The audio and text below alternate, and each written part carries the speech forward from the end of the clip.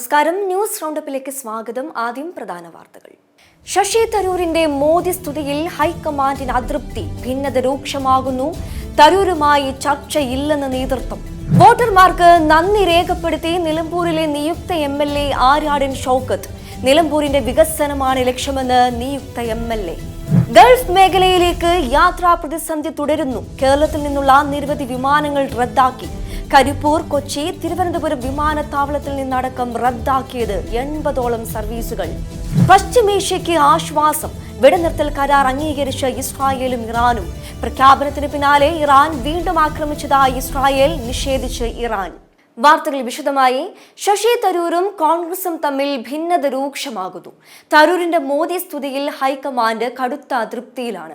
തരൂരുമായി ചർച്ചയില്ലെന്ന് നേതൃത്വം വ്യക്തമാക്കി. അതിനിടെ ശശി തരൂരിന്റെ മോദി സ്തുതിയിൽ രാഹുൽ ഗാന്ധിക്കെതിരെ BJP വിമർശനം കടുപ്പിച്ചു. പ്രധാനമന്ത്രിയെ പ്രശംസിച്ചതിലൂടെ തരൂർ ലക്ഷ്യമിട്ടത് രാഹുൽ ഗാന്ധിയെ എന്നാണ് BJPയുടെ വിലയിരുത്തൽ. മോദിയുടെ വിദേശ നയം സ്വീകാര്യമല്ലെന്നാണ് രാഹുലിന്റെ നിലപാട്. എന്നാൽ മോദിയുടെ നയം ലോകവേദികളിലെ ഇന്ത്യയുടെ സ്വത്തെന്ന് തരൂർ സമ്മതിച്ചു. രാഹുലിന്റെ നയങ്ങൾക്ക് സ്വന്തം പാർട്ടിയിൽ പോലും സ്വീകാര്യതയില്ലെന്നും BJP വ്യക്തമാക്കി. ഓപ്പറേഷൻ സിന്ദൂറിന്റെ ഭാഗമായി നടത്തിയ വിദേശ പര്യടനത്തെക്കുറിച്ച് വിശദീകരിച്ച് എഴുതിയ ലേഖനത്തിലാണ് പ്രധാനമന്ത്രിയുടെ കഴിവുകളെ തരൂർ പ്രശംസിക്കുന്നത്. മോദിയുടെ ഊർജം, ചലനാത്മകത, ഇടപഴകാനുള്ള സന്നദ്ധത ഇതൊക്കെയാണ് തരൂർ വിശദീകരിക്കുന്നത്.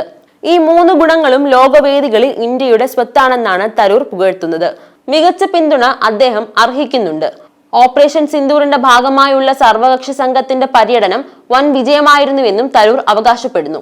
ഐക്യത്തിന്റെ ശബ്ദമാണ് അന്താരാഷ്ട്ര വേദികളിൽ കേട്ടത്. ഭരണ പ്രതിപക്ഷ ഐക്യമുണ്ടെങ്കിൽ കൂടുതൽ ഐക്യത്തോടെയും ബോധ്യത്തോടെയും ഇന്ത്യയുടെ ശബ്ദം ഉയർത്താനാകും. അങ്ങനെ ഒരു അവസരം പ്രധാനമന്ത്രി ഒരുക്കിയെന്നാണ് ലേഖനത്തിലൂടെ തരൂർ പറഞ്ഞു വെക്കുന്നത്.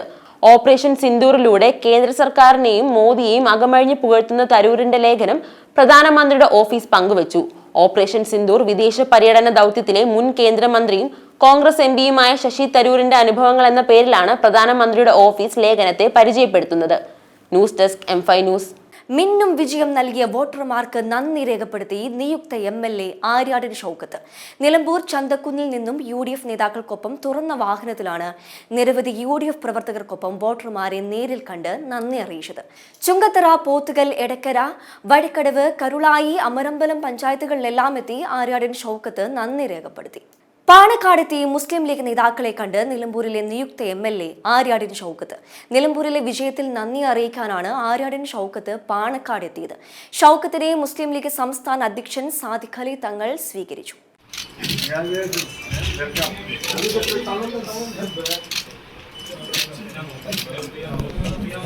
നിലമ്പൂരിൽ UDF നേടിയത് ഒറ്റക്കെട്ടായ പ്രവർത്തനത്തിന്റെ ഫലമായുള്ള വിജയമെന്ന സാദിഖ് അലി ശിഹാബ് തങ്ങൾ പ്രതികരിച്ചു. ഓരോരുത്തരും ഏൽപ്പിച്ച കാര്യങ്ങൾ ഭംഗിയായി നിർവഹിച്ചുവെന്നും ആത്മവിശ്വാസം നൽകുന്ന വിജയമാണ് ആര്യാടൻ ഷൗക്കത്തിൻ്റെതെന്നും തങ്ങൾ പറഞ്ഞു. കൂടിക്കാഴ്ചയ്ക്ക് ശേഷം ഷൗക്കത്തിനൊപ്പം മാധ്യമങ്ങളെ കാണുകയായിരുന്നു സാദിഖ് അലി ശിഹാബ് തങ്ങൾ. ഒരു ഒറ്റക്കെട്ടായ പ്രവർത്തനങ്ങളുടെ വിജയം, കൂട്ടുത്തരവാദിത്വം, അതാണ് അവിടെ ജയിച്ചത്. ഓരോരുത്തരും ഏൽപ്പിച്ചത് ഭംഗിയായി നിർവഹിച്ചു. അതിൻ്റെ ഫലം നമുക്ക് ആ പോളിംഗ് ദിനത്തിൽ കാണുവാൻ സാധിച്ചു. ജനങ്ങളെല്ലാം അവരുടെ അഭിപ്രായങ്ങൾ ഒരു ഭയപ്പാടും കൂടാതെ രേഖപ്പെടുത്തി എന്നുള്ളതാണ്. ഭയപ്പാടിനെതിരെ ഉള്ള കേരളത്തിൻ്റെ ഒരു വികാരമാണ് ഇപ്പോൾ നിലമ്പൂരിൽ നമുക്ക് കാണുന്നത്. ഭയപ്പാടിനെതിരായ കേരളത്തിന്റെ ഒരു വികാരമാണ് നിലമ്പൂരിൽ കണ്ടതെന്നും തങ്ങൾ കൂട്ടിച്ചേർത്തു. നിലമ്പൂരിലേതിനെ പോലെ ഒറ്റക്കെട്ടായി മുന്നേറിക്കൊണ്ട് കേരളത്തിനെ വീണ്ടെടുക്കുന്നതിനുള്ള യജ്ഞമാണ് ഇനി UDFന് നടത്താനുള്ളത്. ഷൗക്കത്ത് അതിനുള്ള നിയോഗമായി മാറി. അടുത്ത നിയമസഭാ തെരഞ്ഞെടുപ്പോടെ ജില്ലയിലെ മുഴുവൻ സീറ്റുകളും UDF നേടുമെന്നും തങ്ങൾ ആത്മവിശ്വാസം പ്രകടിപ്പിച്ചു. നിലമ്പൂരിന്റെ ലീഗിന്റെ പ്രവർത്തനത്തിന് ഷൗക്കത്ത് നേതാക്കളോട് നന്ദി പറഞ്ഞു. നിലമ്പൂരിൽ തനിക്കും കോൺഗ്രസിനും മുന്നേ പ്രവർത്തനം തുടങ്ങിയത് ലീഗാണ്. മുന്നൊരുക്കം ഉള്ളൊരുക്കം എന്ന പരിപാടി നടത്തി. പിന്നീടാണ് മുന്നണി ഒറ്റക്കെട്ടായി പ്രവർത്തനം ആരംഭിച്ചത്. സാദിഖ് അലി തങ്ങൾ തന്നെ അനുഗ്രഹിച്ചിരുന്നു. ഹജ്ജ് കഴിഞ്ഞ് നേരെ തങ്ങൾ എത്തിയത് നിലമ്പൂരിലേക്കാണ്. UDFൽ എല്ലാവരെയും ഒരുമിപ്പിക്കുന്ന കുഞ്ഞാലിക്കുട്ടി സാഹിബാണെന്നും നിലമ്പൂരിൽ ആ ചുമതല കുഞ്ഞാലിക്കുട്ടി ഭംഗിയായി നിർവഹിച്ചെന്നും ഷൗക്കത്ത് പറഞ്ഞു. നിലമ്പൂരിൽ യഥാർത്ഥത്തിൽ തെരഞ്ഞെടുപ്പ് പ്രചരണം തുടങ്ങിയത് മുസ്ലിം ലീഗ് ആദ്യം മുന്നൊരുക്കം എന്ന് പറഞ്ഞൊരു വലിയ പരിപാടി. ആ താഴെ തട്ടിലെ അണികളെ മുഴുവൻ സജ്ജരാക്കാൻ തെരഞ്ഞെടുപ്പിൽ സജ്ജരാക്കി. അത് കഴിഞ്ഞ് ഉള്ളൊരുക്കം എന്ന് പറയുന്ന പരിപാടി. മുസ്ലിം ലീഗിന്റെ നിയോജകമണ്ഡല പ്രസിഡന്റൊക്കെ ഇവിടെയുണ്ട്, ഇക്ബാൽ മാസ്റ്ററൊക്കെ ഇവിടെയുണ്ട്. വളരെ സജ്ജമായതിന് വാസ്തവത്തിൽ തെരഞ്ഞെടുപ്പ് പ്രചരണ തുടക്കത്തിൽ മുസ്ലിം ലീഗായിരുന്നു മുന്നിൽ, കോൺഗ്രസ് കുറച്ച് പിറകിലായിരുന്നു. പിന്നീട് ഒരുമിച്ച് UDFന്റെ ഒറ്റക്കെട്ടായിട്ടുള്ള പ്രവർത്തനം. ഞാനെൻ്റെ തെരഞ്ഞെടുപ്പ് പ്രചരണം തുടങ്ങിയത് ഇവിടെ കുടപ്പനക്കുന്ന് തങ്ങൾ ഹജ്ജിന് പോയതായിരുന്നു. ഫോണിലൂടെ ആദ്യം എനിക്ക് അനുഗ്രഹം ചൊരിഞ്ഞുകൊണ്ടാണ് ഹജ്ജിന് പോയത്. മാത്രമല്ല ഹജ്ജ് കഴിഞ്ഞ് നേരെ 4 മണിക്ക് അങ്ങോട്ടൊക്കെ എത്തിയത് തങ്ങൾ. എത്തിയിട്ട് നേരെ നിലമ്പൂരേക്കാണ് വന്നത്. ഹജ്ജ് കഴിഞ്ഞ് വന്ന് നേരെ അനുഗ്രഹത്തോടു കൂടി തന്നെയാണ് നേരെ തങ്ങൾ നിലമ്പൂർ വന്ന് തെരഞ്ഞെടുപ്പ് പ്രചരണ രംഗത്ത് അതിന് നേതൃത്വം നൽകുക, അതിനുവേണ്ടി നിർദ്ദേശങ്ങൾ. അതുപോലെ തന്നെ PK കുഞ്ഞാലിക്കുട്ടി സാഹിബ് എപ്പോഴും നമുക്കറിയാം UDFൽ എവിടെയൊക്കെ എന്തൊക്കെ ഉണ്ടെങ്കിലും അത് ഒരുമിപ്പിക്കുന്ന ഒരു വലിയ ദൗത്യം നിർവഹിക്കുന്നത് എപ്പോഴും എല്ലാ കാലത്തും PK പണ്ടൊക്കെ പറയാറുണ്ട്, പിന്നെ മാണി സാറ് കുഞ്ഞാലിക്കുട്ടി സാഹിബ് ഉമ്മൻചാണ്ടി അതേപോലെ തന്നെ മലപ്പുറത്ത് എനിക്ക് മിസ് ചെയ്യുന്നത് മലപ്പുറത്ത് എവിടെയൊക്കെ എന്തൊക്കെ പ്രശ്നങ്ങളുണ്ടെങ്കിലും അവസാനം അത് കുഞ്ഞാപ്പയും കുഞ്ഞാക്കയും കൂടി ഇരുന്നാൽ തീരുന്ന ഒരു കാലമുണ്ടായി.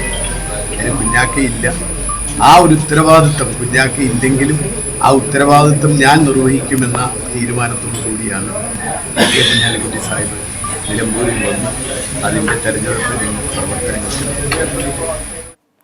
M5 news Malappuram. നിലമ്പൂർ ഉപതെരഞ്ഞെടുപ്പിൽ എന്താണ് സംഭവിച്ചതെന്ന് പാർട്ടി പരിശോധിക്കുമെന്ന് CPM മലപ്പുറം ജില്ലാ സെക്രട്ടറിയുടെ ചുമതലയുള്ള E. ജയൻ. 66,000-ൽ പരം വോട്ട് നേടാൻ കഴിഞ്ഞത് നിസ്സാരമല്ല. പാർലമെന്റ് തെരഞ്ഞെടുപ്പിനേക്കാൾ മികച്ച വിജയം നേടാൻ കഴിഞ്ഞു. നിലമ്പൂരിൽ പാർട്ടിയുടെ തിരിച്ചുവരവാണിതെന്നും E. ജയൻ പറഞ്ഞു. ഭരണവിരുദ്ധ വികാരമുണ്ടായാൽ അങ്ങനെയല്ലല്ലോ സംഭവിക്കേണ്ടതെന്നും മൃഗീയ ഭൂരിപക്ഷം UDF നേടിയേനെയെന്നും അദ്ദേഹം പറഞ്ഞു. ജമാഅത്ത് ഇസ്ലാമി ഉൾപ്പെടെ എല്ലാ വർഗീയവാദികളുടെയും വോട്ട് പിടിച്ചാണ് ആര്യാടൻ ഷൗക്കത്ത് ജയിച്ചതെന്നും BJPയിൽ നിന്നുൾപ്പെടെ വോട്ട് ചോർന്നിട്ടുണ്ടെന്നും അദ്ദേഹം കൂട്ടിച്ചേർത്തു.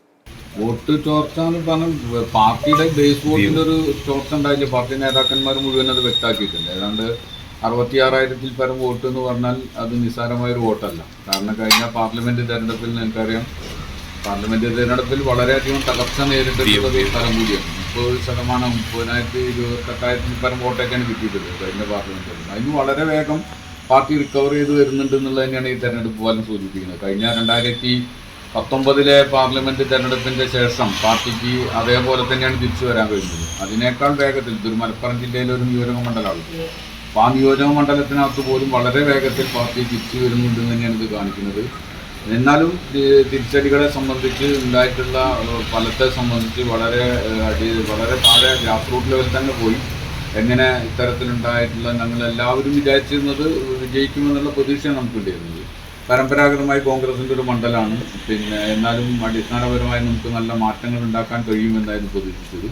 അതിലെവിടെയെങ്കിലും വല്ല ന്യൂനതകൾ ഉണ്ടായിട്ടുണ്ടോ എന്നുള്ളത് ഇപ്പോൾ പരിശോധിച്ചുകൊണ്ടിരിക്കുകയാണ്. എല്ലാ ബൂത്തുകളിലെയും കണക്ക് വന്നുകൊണ്ടിരിക്കുകയാണ്. ആ കണക്കിനനുസരിച്ച് അത് പരിശോധിച്ചിട്ട് പാർട്ടി ഒരു നിഗമനത്തിലെത്തി അത് പാർട്ടിക്കുള്ളിലാകെ തന്നെ ചർച്ച ചെയ്തത്. പാർട്ടി സ്റ്റേറ്റ് സെക്രട്ടറിയും അതേപോലെ തന്നെ വിജയേട്ടനും അതേപോലെ ബന്ധപ്പെട്ടുള്ള സാഹചര്യമൊക്കെ തന്നെ ഇത് സൂചിപ്പിച്ചിട്ടുണ്ട്. അപ്പോൾ വളരെ ഗൗരവതരമായി തന്നെ ഈ വിഷയങ്ങളാകെ പാർട്ടി പരിശോധിച്ചിട്ട് എവിടെയാണോ എന്താണോ വീഴ്ചകൾ പറ്റിയിട്ടുള്ളത്, എന്തെങ്കിലും തിരുത്തേണ്ടതുണ്ടെങ്കിൽ തിരുത്തി മുന്നോട്ട് പോകുക എന്നുള്ളതാണ് ഞങ്ങളെ സംബന്ധിച്ചിടത്തോളം ഏറ്റവും കരണീയമായിട്ടുള്ള മാർഗം.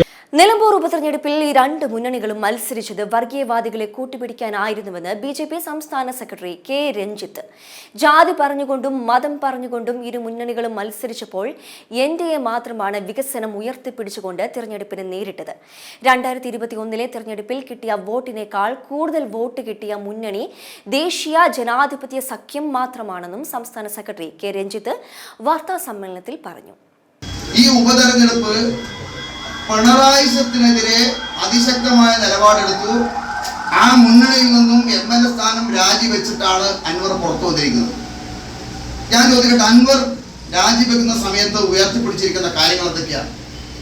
ഈ മലപ്പുറം ജില്ല കേന്ദ്രീകരിച്ച് നടക്കുന്ന സ്വർണ്ണക്കള്ളക്കടത്ത്, ആ സ്വർണ്ണക്കള്ളക്കടത്തിന് മലപ്പുറം ജില്ലയിലെ ഉയർന്ന പോലീസ് ഉദ്യോഗസ്ഥന്മാർക്കും മുഖ്യമന്ത്രിയുടെ ഓഫീസിനും പങ്കുണ്ട് എന്ന അടിസ്ഥാനത്തിലാണ്, അത് തുറന്നു പറഞ്ഞിട്ടാണ് അൻവർ പുറത്തു വന്നിരിക്കുന്നത്.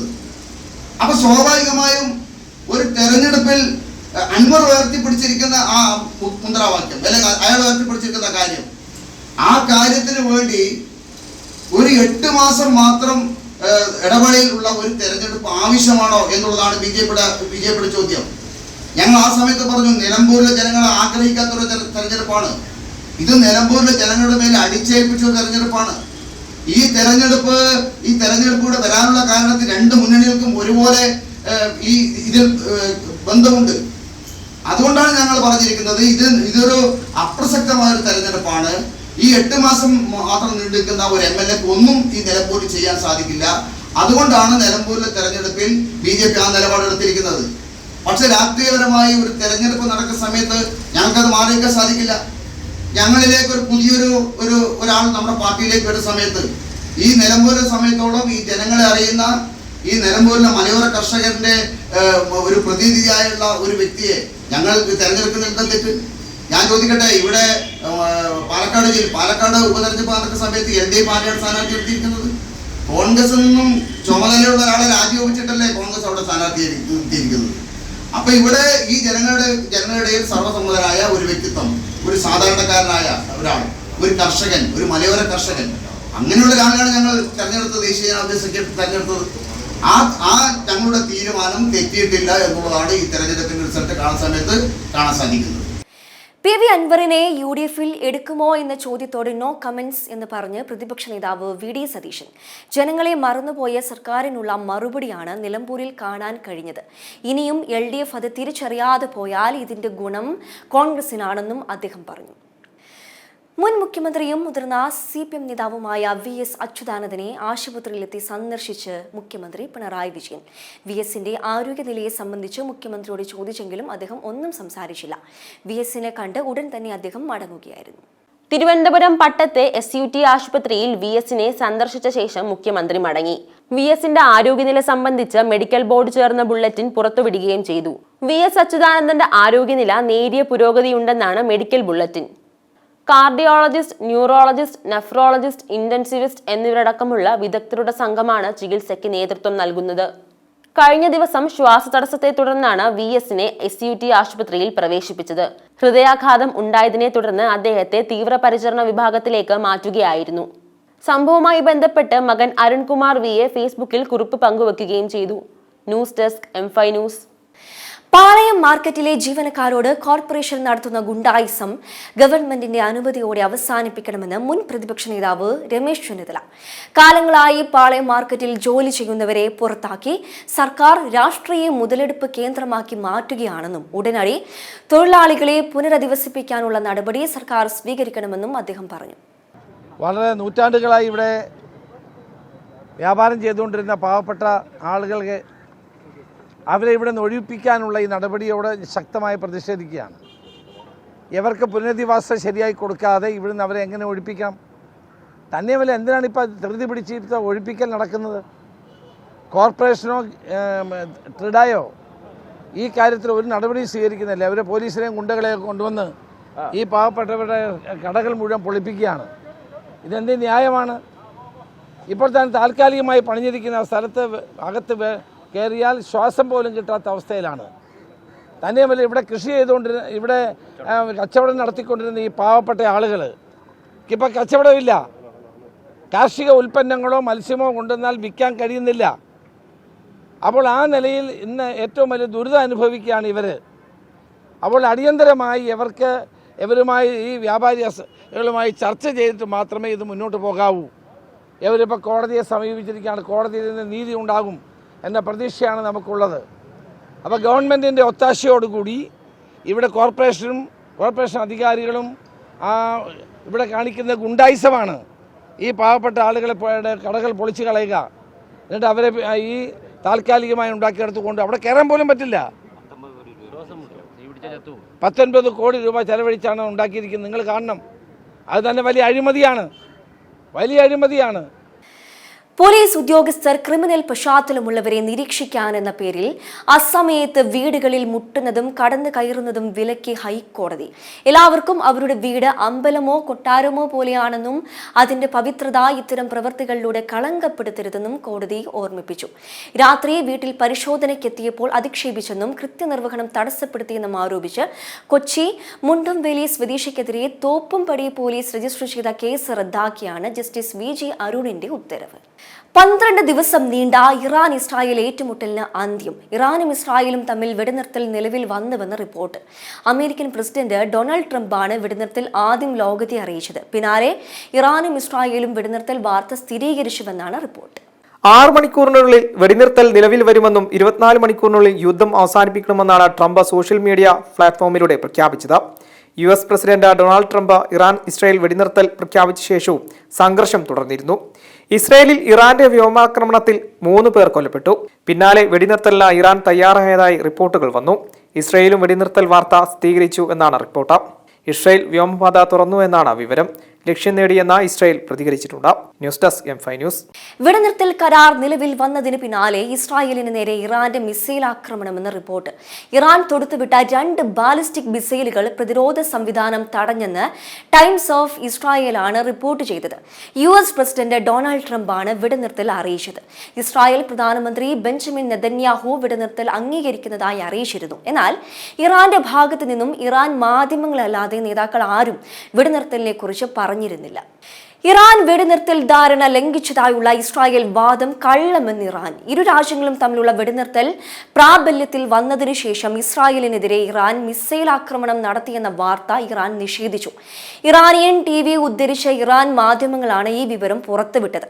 കൂടുതൽ ആക്രമണങ്ങൾ ഉണ്ടായാൽ പ്രതികരിക്കാൻ ഇറാൻ സായുധ സേന എപ്പോഴും ജാഗ്രത പാലിക്കുമെന്ന് ഇറാന്റെ ഉന്നത സുരക്ഷാ ഏജൻസി പ്രസ്താവിച്ചതായി ഫാർസ് ന്യൂസ് റിപ്പോർട്ട് ചെയ്തു.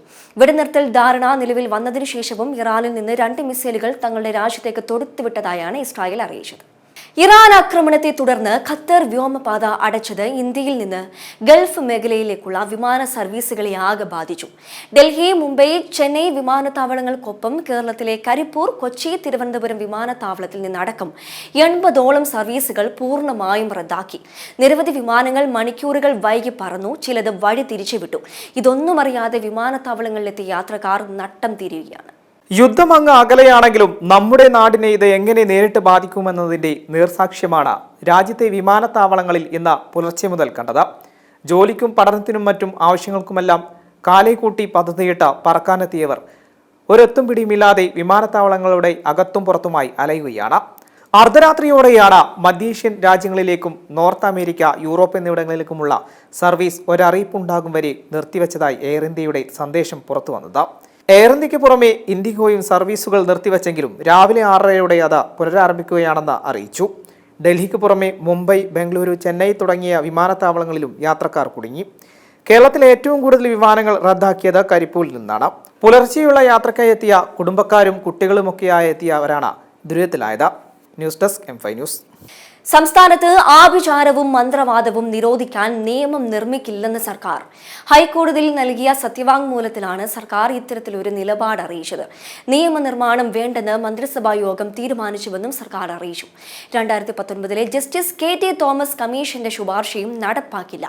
എന്നാൽ സർക്കാർ നൽകിയ സത്യവാങ്മൂലത്തിൽ ഹൈക്കോടതി അതൃപ്തി പ്രകടിപ്പിച്ചിട്ടുണ്ട്. വിശദമായ സത്യവാങ്മൂലം 3 ആഴ്ചയ്ക്കകം നൽകാൻ ഡിവിഷൻ ബെഞ്ചിന്റെ നിർദ്ദേശം നൽകിയിട്ടുണ്ട്.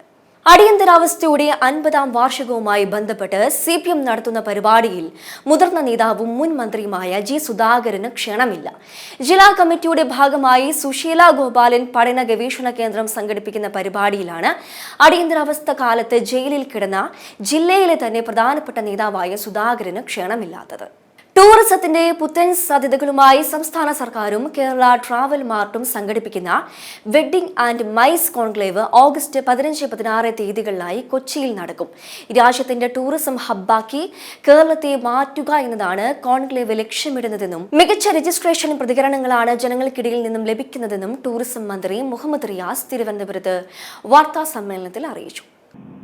കേരള ട്രാവൽ മാർട്ടിന്റെ സഹകരണത്തോടുകൂടി ഓഗസ്റ്റ് മാസം 14-ാം തീയതി മുതൽ 16-ാം തീയതി വരെ കൊച്ചിയിൽ വെച്ച് വെഡ്ഡിംഗ് ആൻഡ് മൈസ് കോൺക്ലേവ് സംഘടിപ്പിക്കുമ്പോൾ അത് കേരളത്തെ സംബന്ധിച്ചിടത്തോളം ടൂറിസം മേഖലയിൽ മാത്രമല്ല വലിയ നിലയിലേക്കുള്ള അനുകൂല സാഹചര്യങ്ങൾ കേരളത്തിൻ്റെ വ്യത്യസ്ത മേഖലകളിൽ ഉണ്ടാകുമെന്നാണ് നമുക്കൊക്കെ ഉറച്ച് വിശ്വസിക്കാൻ പറ്റുന്ന കാര്യം. സംസ്ഥാനത്തെ ഈ വർഷത്തെ ആദ്യത്തെ B2B പ്രോഗ്രാമാണ് ഈ കോൺക്ലേവ്. ഇപ്പോൾ ഡെസ്റ്റിനേഷൻ വെഡ്ഡിങ്ങിനെ കുറിച്ച് ഇവിടെ ചൂണ്ടിക്കാട്ടി. പോസ്റ്റ് കോവിഡിന് ശേഷം ഡെസ്റ്റിനേഷൻ വെഡ്ഡിംഗ് ഒരു ട്രെൻഡായിരുന്നു. നമ്മൾ തന്നെ പലപ്പോഴും പരസ്പരം ഡെസ്റ്റിനേഷൻ വെഡ്ഡിങ്ങിനെ കുറിച്ച് സംസാരിച്ചിട്ടുണ്ട്. ദൂരത്ത് പോയി വിവാഹം സംഘടിപ്പിക്കുക എന്നുള്ള ഈ പുതിയ ട്രെൻഡിനെ മനസ്സിലാക്കി ഇന്ത്യയിൽ ആദ്യമായി ഒരു സ്റ്റേറ്റ് ഗവൺമെൻറ് തന്നെ ഒരു വെഡ്ഡിംഗ് ഡെസ്റ്റിനേഷൻ സെൻറ്റർ ആരംഭിച്ചത് കേരളത്തിലാണ്. ഇത്തരത്തിലുള്ള താല്പര്യമുള്ള ഈ മേഖലയെ പ്രോത്സാഹിപ്പിക്കാൻ മാർക്കറ്റിങ്ങിന് പ്രത്യേക നിലയിലുള്ള ഇടപെടലാണ് സംസ്ഥാന ഗവൺമെൻറ് നടത്തിയിട്ടുള്ളത്.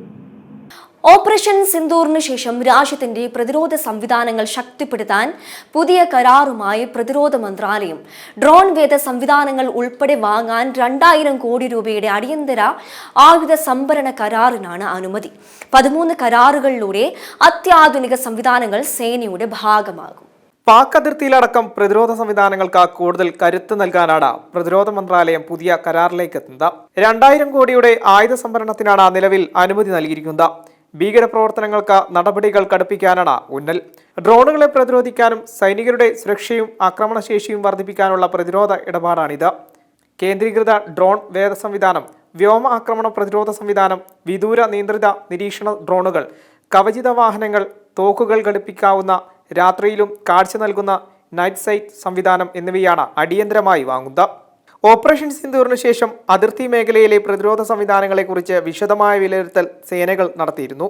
ഇതിന് പിന്നാലെയാണ് പുതിയ സംവിധാനങ്ങൾക്കായി കരാർ. News desk M5 news. Manjummel Boys സിനിമയുമായി ബന്ധപ്പെട്ട സാമ്പത്തിക തട്ടിപ്പ് കേസിൽ പ്രതികൾക്ക് ജാമ്യം നൽകരുതെന്ന് പോലീസ് ഹൈക്കോടതിയിൽ സത്യവാങ്മൂലം നൽകി. നടൻ സൗബിൻ ഷാഹിർ, പിതാവ് ബാബു ഷാഹിർ തുടങ്ങിയവരാണ് കേസിൽ പ്രതികൾ. ഇവരുടെ മുൻകൂർ ജാമ്യാപേക്ഷ ഹർജിയിൽ ഹൈക്കോടതി നിർദ്ദേശപ്രകാരം സമർപ്പിച്ച സത്യവാങ്മൂലത്തിലാണ് പോലീസിന്റെ മറുപടി. സാമ്പത്തിക തട്ടിപ്പിന് പ്രതികൾക്കെതിരെ തെളിവുണ്ടെന്ന് പോലീസ് പറഞ്ഞു. കേസ് റദ്ദാക്കണമെന്ന പ്രതികളുടെ ആവശ്യം ഹൈക്കോടതി തന്നെ തള്ളിയതാണെന്നും പ്രതികളെ കസ്റ്റഡിയിൽ ചോദ്യം ചെയ്യണമെന്നും പോലീസ് ഹൈക്കോടതിയിൽ അറിയിച്ചു. സിനിമ വഴി ലഭിച്ച വരുമാനത്തെ പറ്റി കൃത്യമായ പരിശോധന വേണ്ടതുണ്ടെന്നും പോലീസ് പറഞ്ഞു. മുൻകൂർ ജാമ്യാപേക്ഷ വ്യാഴാഴ്ച ഹൈക്കോടതി വീണ്ടും പരിഗണിക്കും. M5 news, Kochi. സുരേഷ് ഗോപി നായകനായി എത്തുന്ന JSKയ്ക്ക് പ്രദർശനാനുമതി വൈകുന്നതോടെ അണിയറ പ്രവർത്തകർ കോടതിയെ സമീപിക്കാൻ ഒരുങ്ങുന്നു. സുരേഷ് ഗോപി ചിത്രത്തിന് ഇതുവരെ സെൻസർ സർട്ടിഫിക്കറ്റ് ലഭിച്ചിട്ടില്ല. ചിത്രത്തിന്റെ ജാനകി എന്ന പേര് മാറ്റണമെന്ന നിലപാടിലാണ് കേന്ദ്ര സെൻസർ ബോർഡ്. കാലാവസ്ഥ.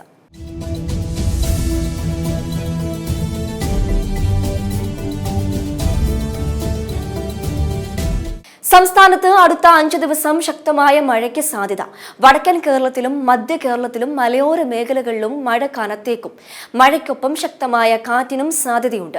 കോട്ടയം, എറണാകുളം, ഇടുക്കി, മലപ്പുറം, കോഴിക്കോട്, വയനാട്, കണ്ണൂർ, കാസർഗോഡ് ജില്ലകളിൽ യെല്ലോ അലേർട്ടാണ് മുന്നറിയിപ്പുള്ളത്. നാളെ 8 ജില്ലകളിലാണ് യെല്ലോ അലേർട്ടുള്ളത്. ആലപ്പുഴ, എറണാകുളം, തൃശൂർ, മലപ്പുറം, കോഴിക്കോട്, വയനാട്, കണ്ണൂർ, കാസർഗോഡ് എന്നിവിടങ്ങളിലാണ് മഴ മുന്നറിയിപ്പ്. ഒറ്റപ്പെട്ട ഇടങ്ങളിൽ ഇടിമിന്നലോട് കൂടിയ മഴയ്ക്കും മണിക്കൂറിൽ 40 മുതൽ 50 കിലോമീറ്റർ വേഗതയിൽ ശക്തമായ കാറ്റിനും സാധ്യതയുണ്ട്. പ്രധാന വാർത്തകൾ ഒരിക്കൽ കൂടി. ശശി തരൂരിന്റെ മോദി സ്തുതിയിൽ ഹൈക്കമാൻഡിന് അതൃപ്തി. ഭിന്നത രൂക്ഷമാകുന്നു. തരൂരുമായി ചർച്ചയില്ലെന്ന് നേതൃത്വം. വോട്ടർമാർക്ക് നന്ദി രേഖപ്പെടുത്തി നിലമ്പൂരിലെ നിയുക്ത MLA ആര്യാടൻ ഷൗക്കത്ത്. നിലമ്പൂരിന്റെ വികസനമാണ് ലക്ഷ്യമെന്ന് നിയുക്ത MLA. ഗൾഫ് മേഖലയിലേക്ക് യാത്രാ പ്രതിസന്ധി തുടരുന്നു. കേരളത്തിൽ നിന്നുള്ള നിരവധി വിമാനങ്ങൾ റദ്ദാക്കി. കരിപ്പൂർ, കൊച്ചി, തിരുവനന്തപുരം വിമാനത്താവളത്തിൽ നിന്നടക്കം റദ്ദാക്കിയത് 80ഓളം സർവീസുകൾ. പശ്ചിമേഷ്യയ്ക്ക് ആശ്വാസം. വെടിനിർത്തൽ കരാർ അംഗീകരിച്ച ഇസ്രായേലും ഇറാനും. പ്രഖ്യാപനത്തിന് പിന്നാലെ ഇറാൻ വീണ്ടും ആക്രമിച്ചതായി ഇസ്രായേൽ നിഷേധിച്ച് ഇറാൻ.